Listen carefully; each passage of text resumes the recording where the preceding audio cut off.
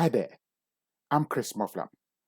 Welcome to African Findings Explained, a series of discussions designed to shine a light of clarity on research findings on topics relevant to ethical leadership for African development. In this episode, I'll discuss why smart politicians fail to solve hard problems.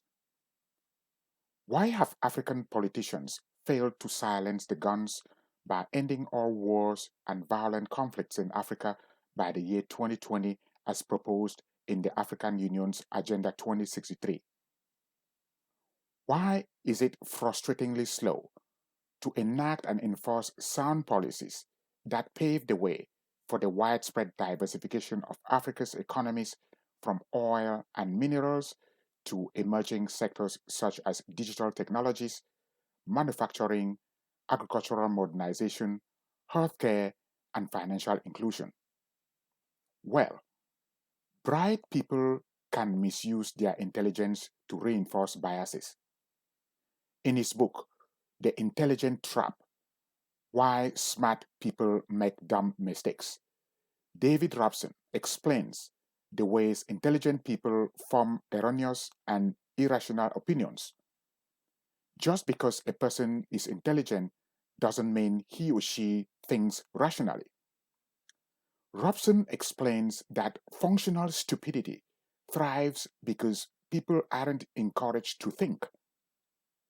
Groups under threat tend to become more conformist, single minded, and inward looking. Robson links the latest research findings about improving mental flexibility and beating the trap of intelligence to stories about how smart people made big mistakes by falling prey to intellectual biases such as confirmation bias.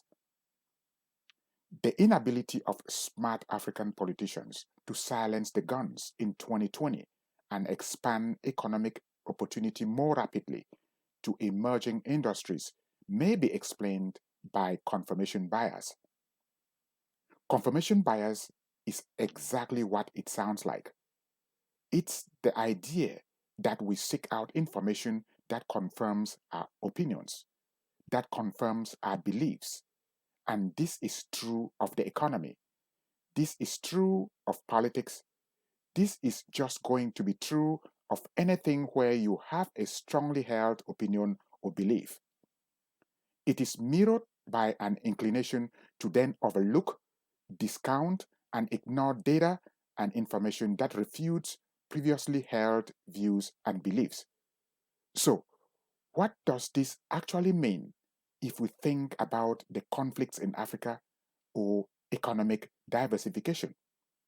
Well, if you have a strong view that investigative reports on corruption and human rights abuses are fake news, foreign interference, or subversive, or that resolving a conflict for mutual gains may lead to the loss of something so valuable, or that recommendations on the opportunities of economic inclusion and diversification may lead to the loss of economic power, you will always continually seek out opinions, data, and analysis that suggest that opinion, that belief, right?